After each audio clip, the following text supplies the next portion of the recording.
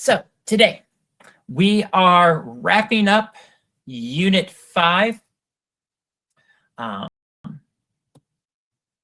as the test is assigned for tomorrow. And so what we'll primarily be focusing on here is the economic situation in America in the 1970s, as well as also get into a little bit of foreign policy developments. Oh, thanks for sharing, Monroe. Hopefully you get opportunities to visit her from time to time. Florida's a nice place to visit. So vocab here on the left. As far as why spend this time talking about the economic developments of the 1970s? I think today's lesson will provide a really good example of how both foreign policy, what happens in other parts of the world, and then also how economic decisions made by corporations or by the government can ultimately have a real impact on the lives of everyday Americans.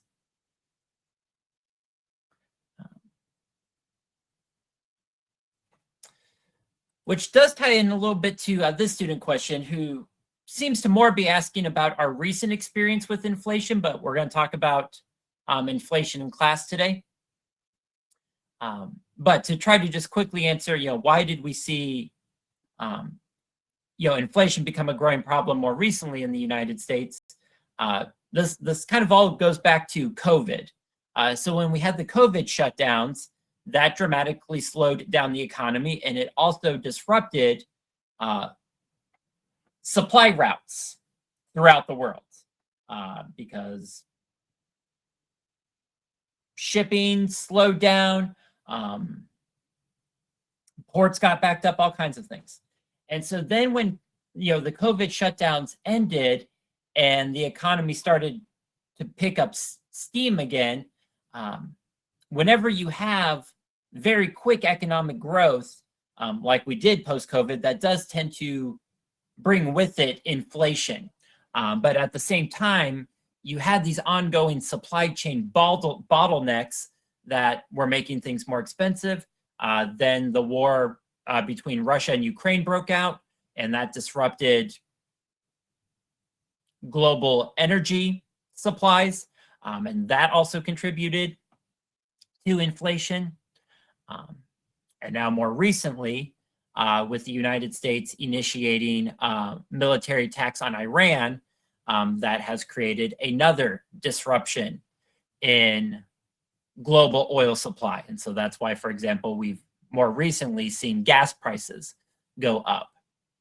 So all good examples of how world events can ultimately impact our individual lives. Reminders, again, hopefully you're working on the Family History Project. The other thing to note, we have no weekly reflection this week since we're wrapping up Unit 5 and you're turning in your study guide or your notes for the unit. And then also we don't have school on Friday. All right, so to get started, and Shayla, are you asking about notes?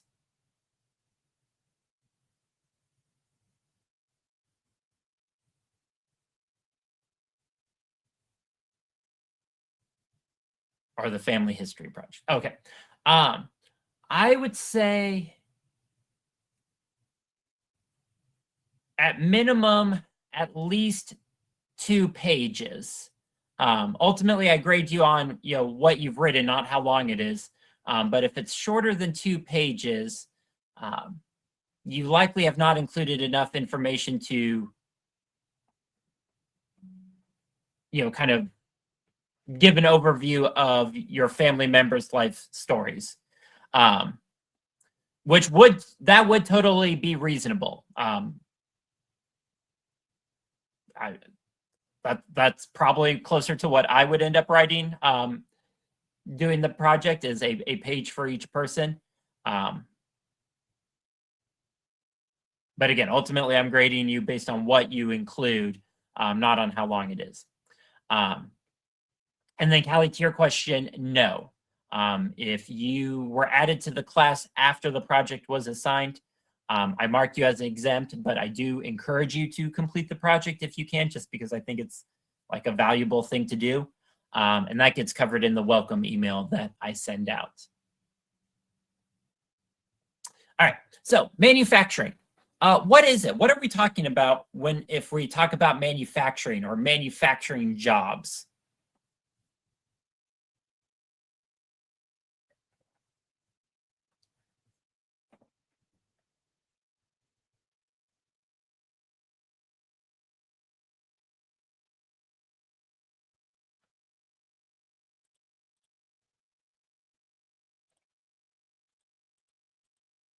Good, yeah, it's an emphasis on building, and specifically building, products, um, appliances, um, tools, cars, pieces of technology, in factories, on the assembly line. So what we see here on the whiteboard would be examples of manufacturing jobs. People working in a factory building products, or the making of products on a large scale using machinery, industrial production. So, as we've talked about in this class, there had been this long history of an increase in manufacturing in the United States. Going all the way back to really the beginning of U.S. history.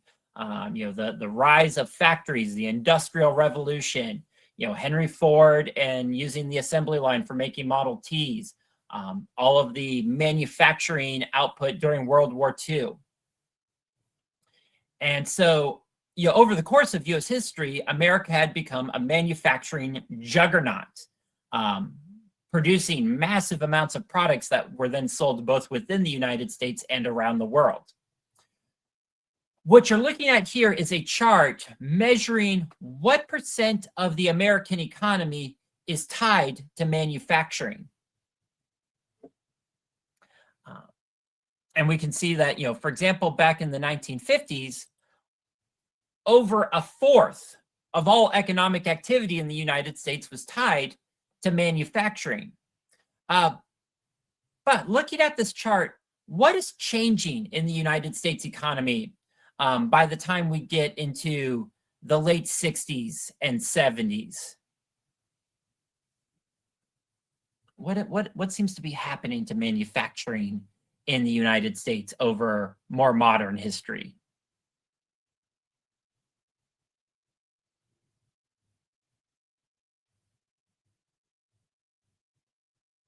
Yeah, there's a very clear pattern or trend line of the decline of manufacturing in the United States, of it increasingly making a smaller and smaller proportion of economic activity in the United States.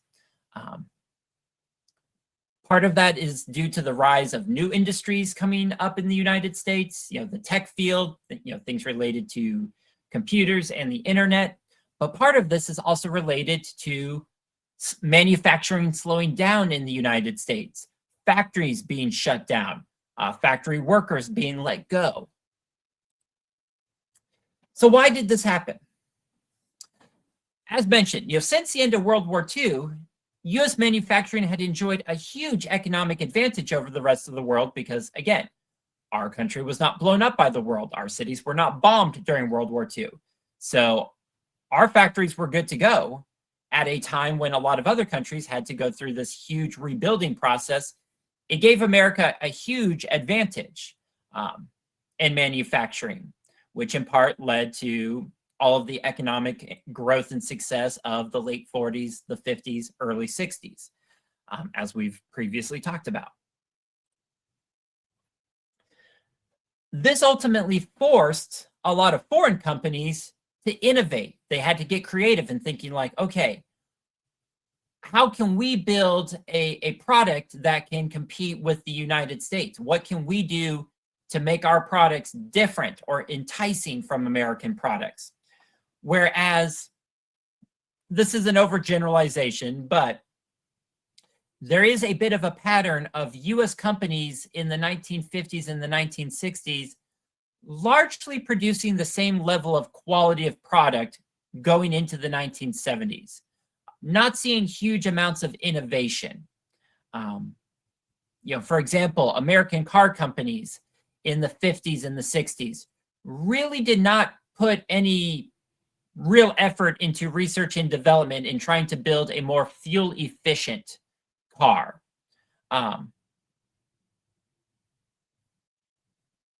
Instead, they put money into things like advertising and marketing.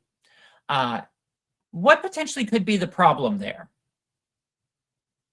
What potentially might be a negative consequence of American companies not putting enough money into research and development, not really working to try to improve their products over time?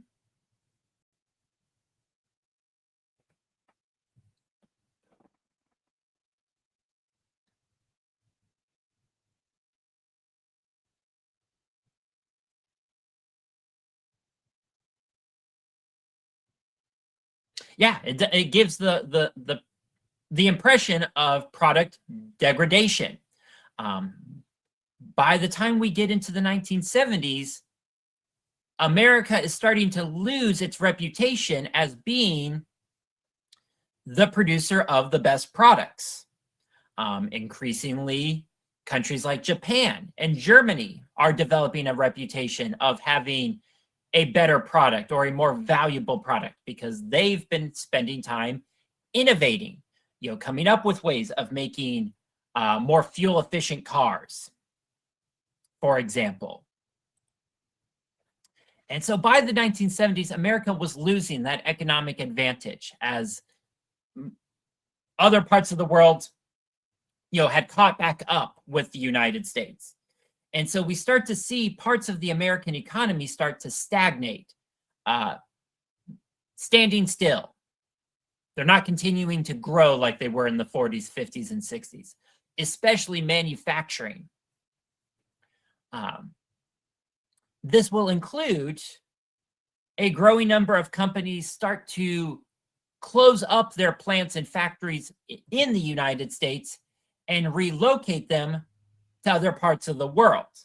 Part of that will be due to the fact that American companies are becoming more international, and so they need production facilities in other parts of the world to supply their increasingly global customer base. Part of that will also be taking advantage of cheaper labor in other parts of the world. American companies will figure out, hey, we can save money if we close up our factory in the United States and we rebuild it in China or Vietnam or Mexico, where we can take advantage of poor working conditions in those countries to pay workers less and pocket more of the profit for ourselves. And so, for example, looking at our own state of Indiana, from 1969 to 2014, Indiana will lose approximately 235,000 manufacturing jobs, or about a third of all the manufacturing jobs that at one point did exist in Indiana. That's huge. That's a lot of manufacturing jobs that have disappeared just within our own state over time. And so you think about how that might potentially impact a community. Factory jobs, especially in the 40s, 50s, 60s, had been key in creating a healthy middle class in America. In part due to the fight of labor unions. By the 1940s, 1950s, getting a factory job was a decent paying job. That was a way for someone to kind of move up into the middle class, not needing more than a high school diploma. And you would, be guaranteed a decent amount of pay and worker benefits, including a health insurance plan, and what is known as a pension, which is basically a retirement payment plan for you, so that you have a source of income even once you retire from that factory job. Um,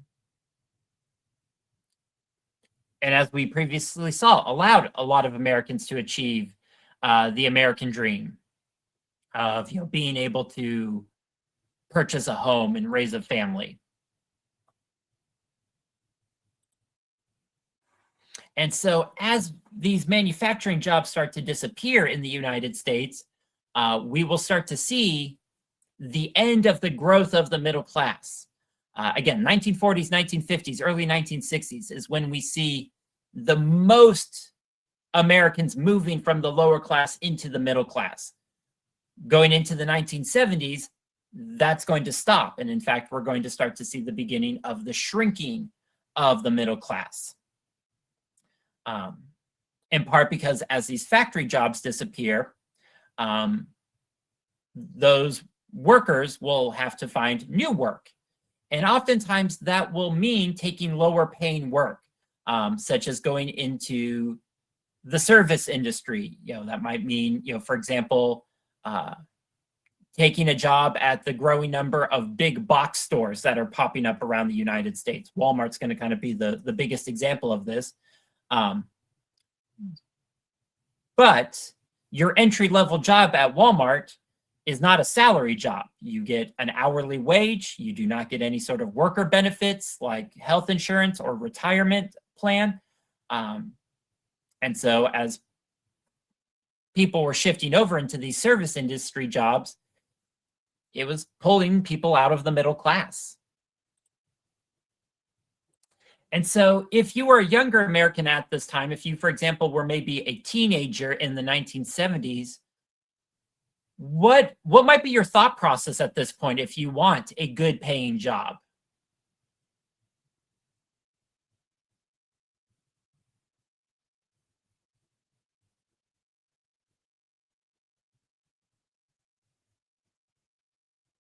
If you're a high school student in the 1970s and you're trying to figure out, okay, what are going to be my next steps?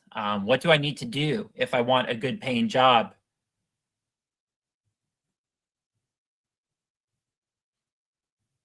Based on the current situation here in America in the 1970s.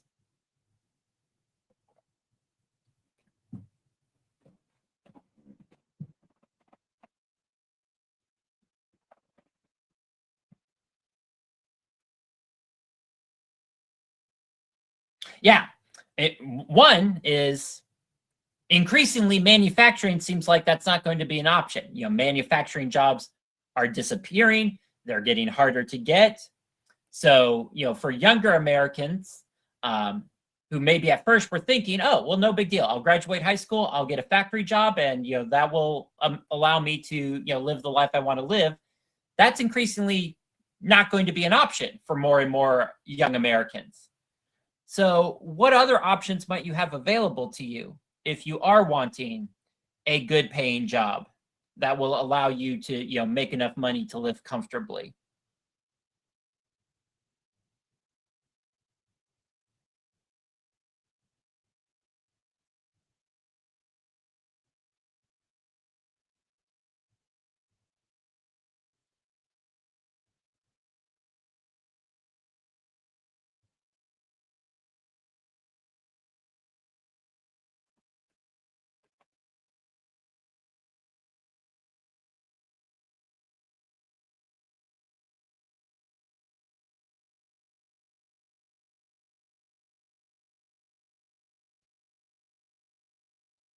Which is still in many ways the case today. If a person today wants a high paying job, a successful career, what might they have to do after high school to kind of get there?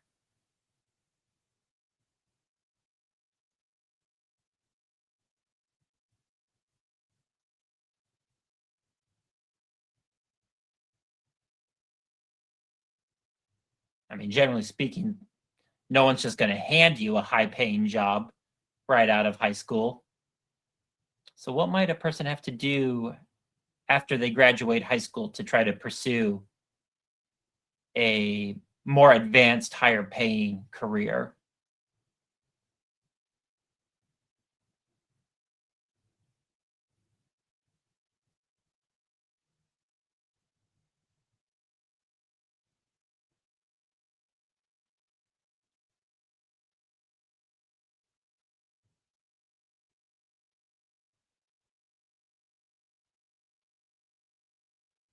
What are options for young people today after high school?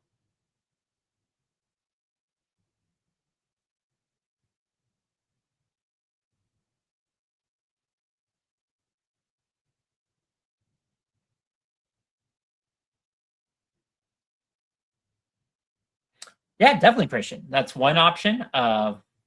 Thinking about going into the tech field, a job related to technology.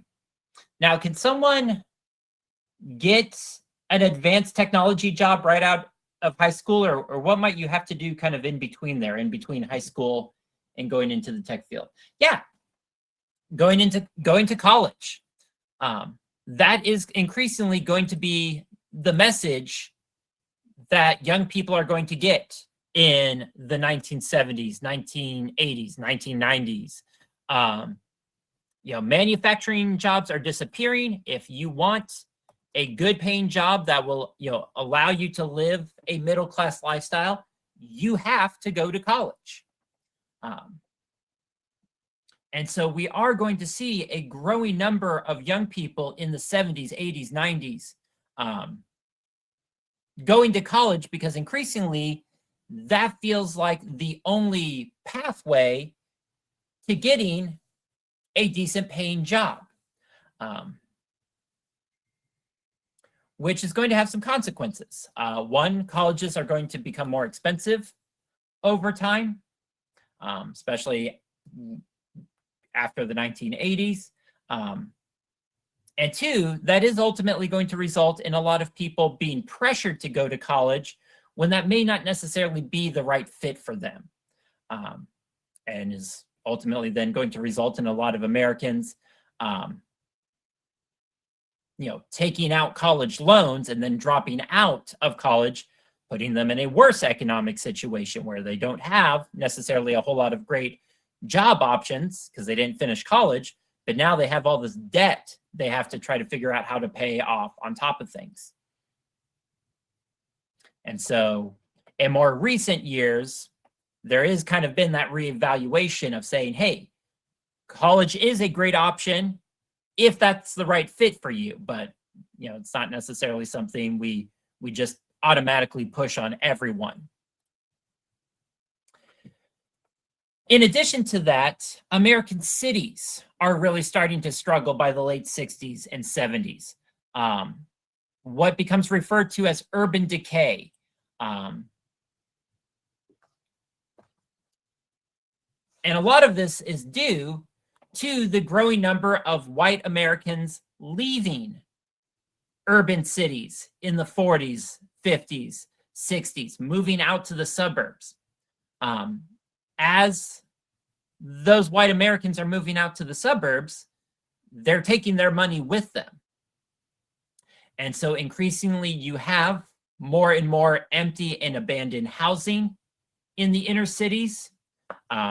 You have inner city, businesses, stores, and restaurants that are increasingly struggling because, their customer base moved out to the suburbs. And so then those businesses start firing workers, or they close up and relocate out to the suburbs.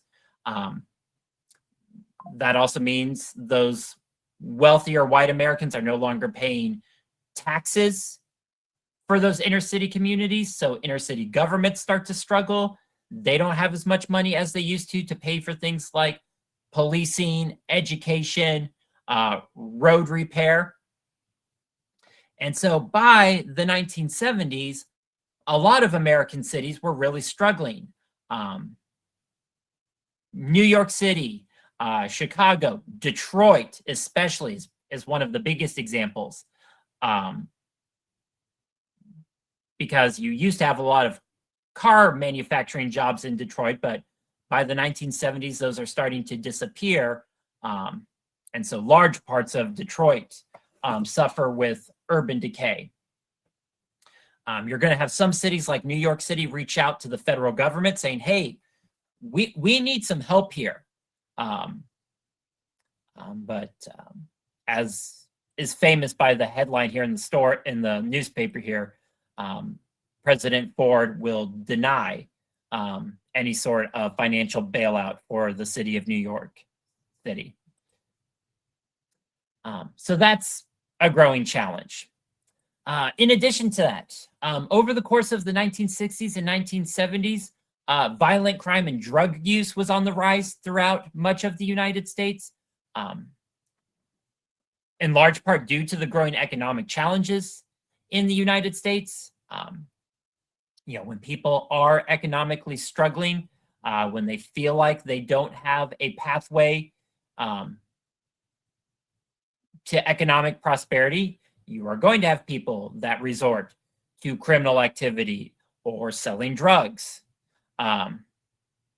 We also, in the late 60s and 1970s, see a growing pattern of the rise of cults and serial killers in the United States. When you talk about like any of the most notorious serial killers in American history, like the Zodiac Killer, for example, that those crimes tended to exist in the late 60s, 1970s. So Zodiac Killer was active in the city of San Francisco, famous for sending encrypted messages to newspapers for people then to have to decipher.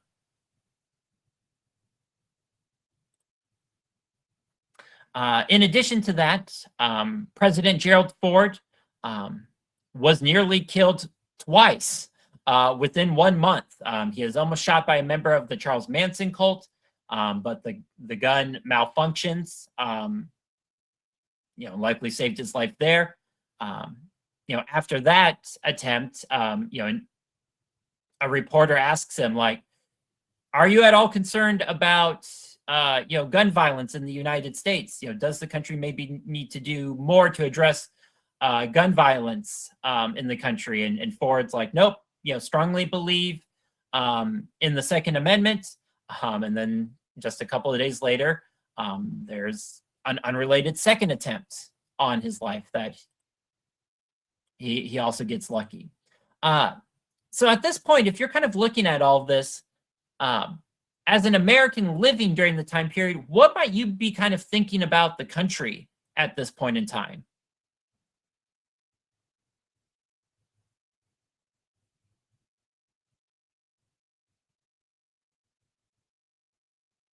What is kind of the impression you get here looking at the whiteboard slide?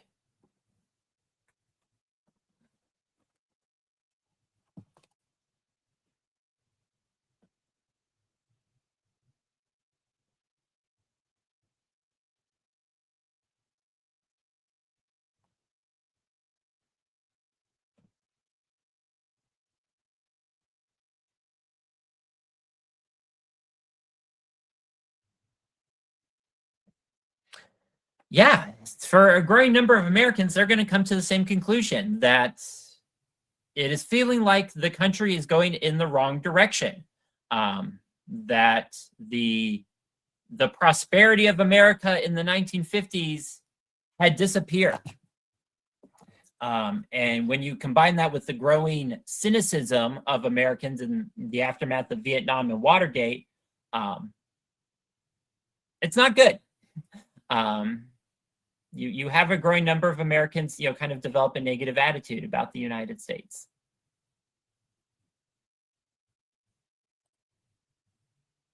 So let's do a quick here using the polling tools on the whiteboard. Which of the following was not a struggle of the U.S. in the 1970s? Would it be A, factories were closing down and eliminating manufacturing jobs in the United States? B, inner city communities were struggling from a lack of economic activity and tax revenue. C, ongoing fears of communism led to a government crackdown on freedom of speech.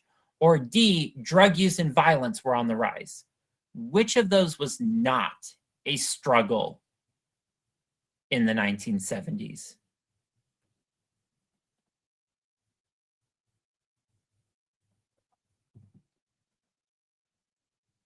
Again, using the polling tools on the whiteboard there.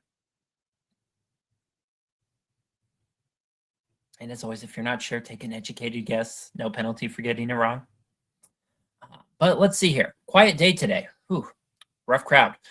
Still looking for a response from Abby, Alex, Anaya, Avery, Bella,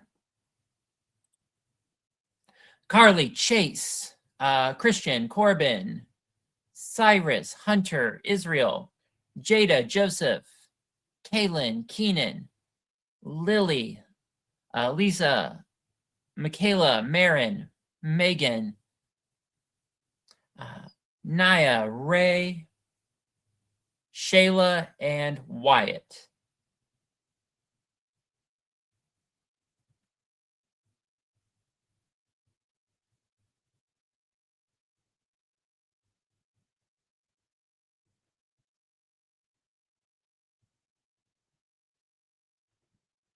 All right, good. Getting some more responses in. Appreciate it. And if you went with C, good call. While the Cold War is technically still ongoing during the 1970s, it does kind of fade into the background a little bit. Again, Nixon had pursued détente, relaxing of relations with the Soviet Union. And so especially with the growing economic problems in the United States, Americans really weren't as concerned about the Cold War. They were more concerned about, what was happening to their economic situation here within the United States. So as if that weren't enough, the country also experiences huge jumps in inflation in the late 60s and in the 1970s.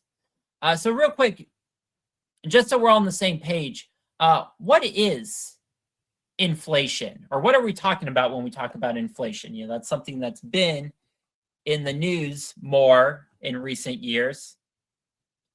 So we might unfortunately be more familiar with this challenge in the 1970s.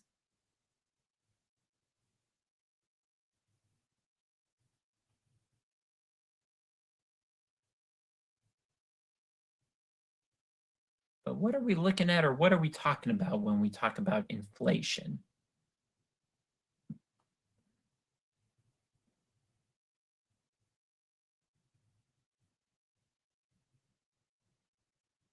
Yeah, to Christian's comment, it's ultimately, yeah, and good, Callie, things becoming more expensive, prices going up.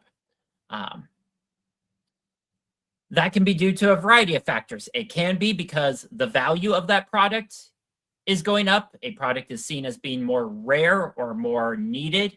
For example, the price of RAM, for computers has gone up due to the growth of AI and data centers. Companies are buying up more and more RAM to do all of that AI processing. That is ultimately increasing the value of RAM because more people want it. It's harder to get. It becomes more expensive. And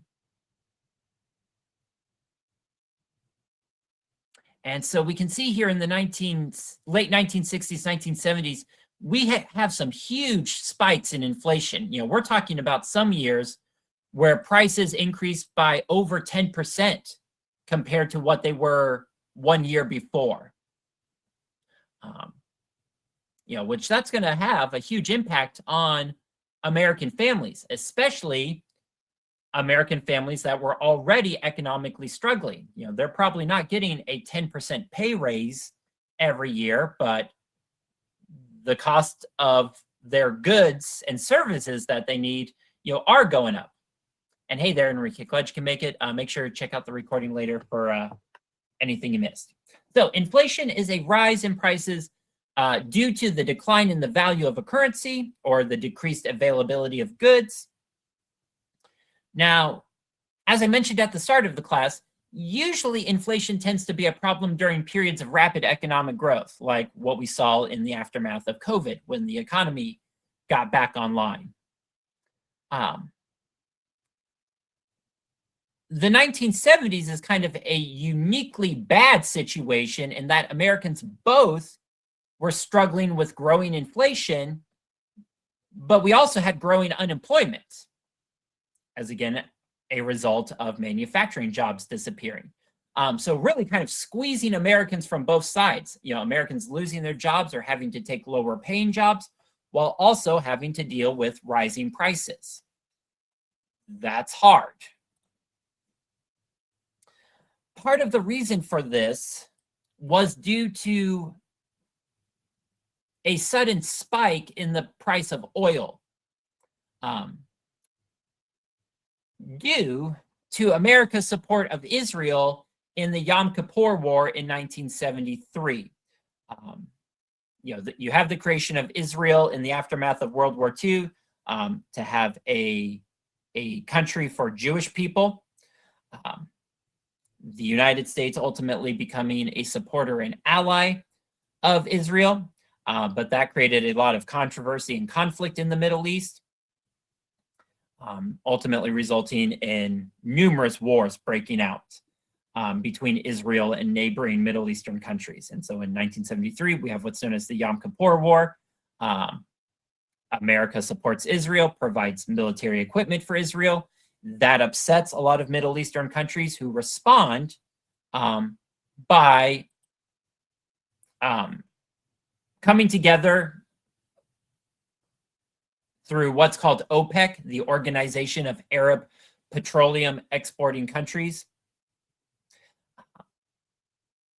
And they come to an agreement that they will not sell oil to the United States in response to our involvement in the Yom Kippur War.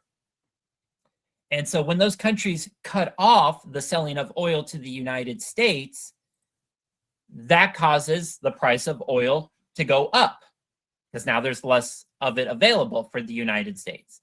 And oil is a really important resource. Back then, we used it to generate electricity. We don't really do that as much today.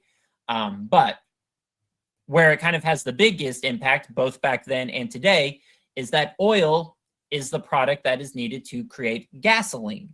So if the price of oil becomes more expensive, so does the price of gasoline. And so you can see right here, this huge spike in the price of gas in America, going from, maybe around 60 cents per gallon to, $1.25 per gallon, which I know today we would love it if the price of gas was just $1.25. But back then, that was a huge jump. The price of gas essentially doubling in a very short amount of time. And so there was a gas crisis in the United States in the 1970s. There were limits to how much gas you could buy. Here you can see, not allowed to buy more than 10 gallons of gas per customer. In some places, gas had to be rationing. They used a flag system. If the gas station flag was green, hey, anyone can come in and buy gas. We got enough available. If gas was getting low and the yellow flag was up, gas was limited to business needs. You had to have some sort of commercial proof. You were a semi-truck driver, trying to transport goods across the United States. Or a delivery van or something like that. And if the flag was red, no gas available at all. Gas station had run out of gas. You'll have to wait until we get the next shipment. And so that created situations like you see here. Radio stations would announce, hey, this gas station on 96th Street just got a new supply of gas. Get there while the gas is available. And you would have people bombard these gas stations, potentially waiting a long time in line just to, be able to refill your car. Things sometimes even got violent as gas became more and more rare in the United States in some areas. while rare, you do have examples of people getting into fights over gas, including a couple of examples where people were killed over gas in the United States. Again, that was a rarity. That's not like something that happened every day in the United States by any means, but it does kind of illustrate the growing economic crisis in the United States at the time. Because when we think about, how might an oil shortage impact Americans, which, again, unfortunately, this is overly relevant today as, due to the current conflict with Iran and the global disruption to oil trade in the world.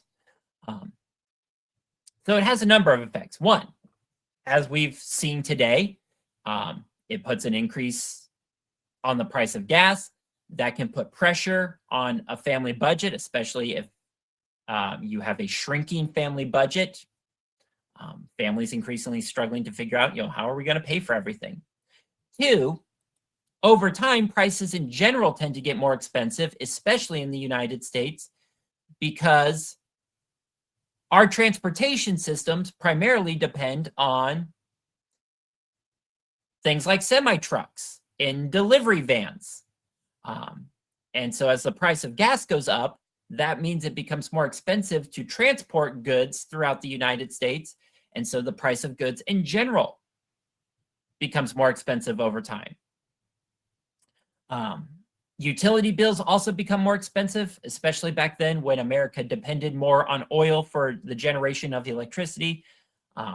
Luckily over time, we've moved more to more dependable supplies of energy, solar, wind, hydroelectric. So we're not quite as sensitive to this as we were in the 1970s, but people's electric bill went up in the 1970s. Certain parts of the country had a problem with being able to generate enough electricity for everyone. You had brownouts and blackouts throughout various portions of the United States, which when combined with Gerald Ford's decision to pardon Nixon, you had many Americans wanting fresh leadership, increasingly calling for an outsider. We don't want someone who's spent their entire career working in Washington, D.C. They're just going to be part of this corrupt system that has gotten us into this mess.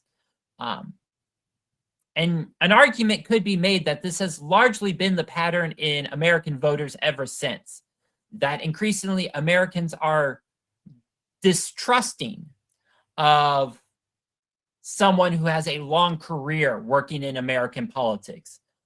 Instead, they want something, they want a fresh face. They want someone that's viewed as a political outsider who will shake the system up. In 1976, that's going to be Jimmy Carter, as we see, but you will continue to see that with the election of Ronald Reagan in 1980, the election of Bill Clinton in 92, the election of Barack Obama, and especially the election of Donald Trump, who had no political experience before being elected president, but was very much viewed as being an outsider who would shake things up in government. So Jimmy Carter will be the Democratic nominee for president in 1976, a deeply religious Southern Democrat who had a background as a peanut farmer before serving as the governor of Georgia. And at the time, a lot of Americans liked that background, that Carter seemed like someone who was down to earth, someone who maybe understood the challenges of everyday Americans, having this experience of being a peanut farmer. Whereas by comparison, Ford had a long history of working in government. He also gets beat up in a tough primary fight as the governor of California. Ronald Reagan challenges him for the Republican nominee for president in 76. And so when Carter is first elected, he kind of sends this message that he may be a different kind of leader. For example, on his inauguration day, Carter refuses to ride in like the presidential limousine to his inauguration. Instead, him and his wife decide that they will walk to the inauguration, which was something that a lot of Americans kind of interpreted as like, oh, this is like a man of the people. This is not an out-of-touch elite.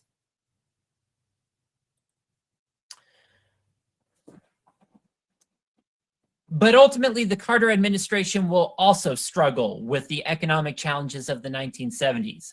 Carter will try to encourage America to distance itself from oil dependence, pushing for the development of clean energy. He famously installs solar panels on the White House.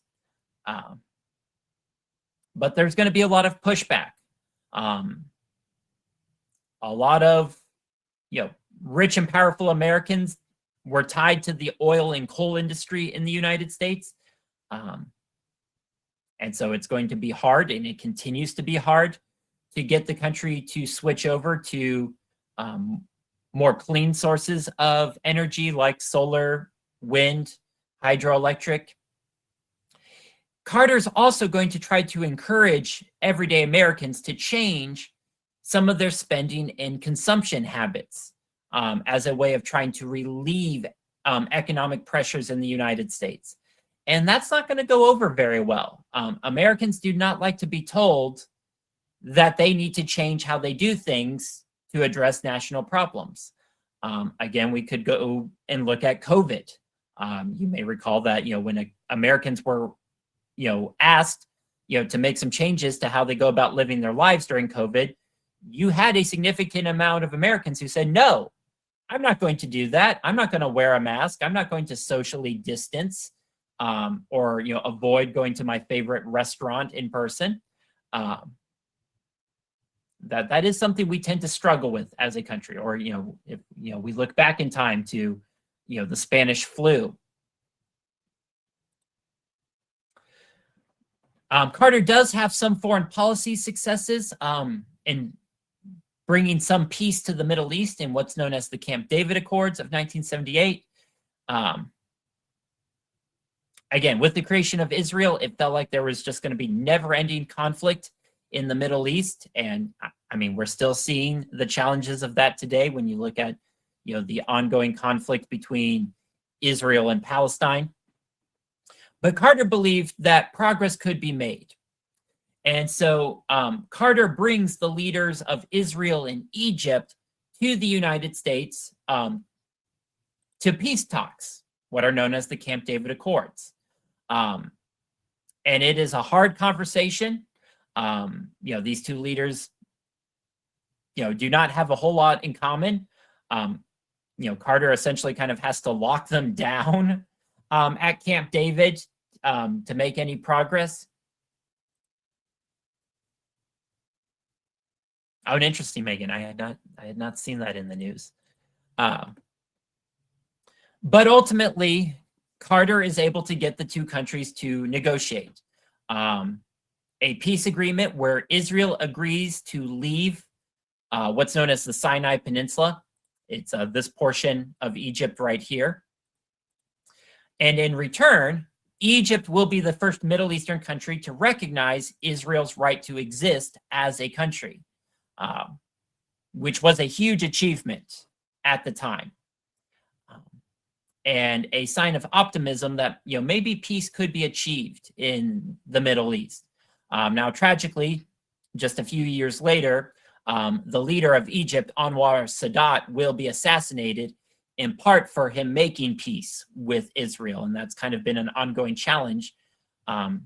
We have seen various efforts at Middle Eastern leaders trying to make peace, and then they get killed by radicals who don't want peace, and that kind of makes it hard to make any progress. And hey, Madison, make sure to check out the recording later when you can. But what is going to become the bigger challenge for Carter is what's known as the Iranian hostage crisis. You may recall that the United States overthrew the government of Iran in the 1950s. And for a while that worked out. The leader of Iran, the Shah, closely worked with the United States, but was not well appreciated among the people of Iran. You ultimately have an Iranian revolution that overthrows the government of Iran.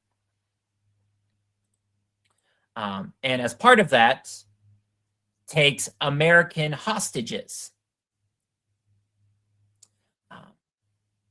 which becomes an ongoing problem towards the end of the 1970s, with President Carter struggling to figure out a solution on how to get those hostages returned back home to the United States.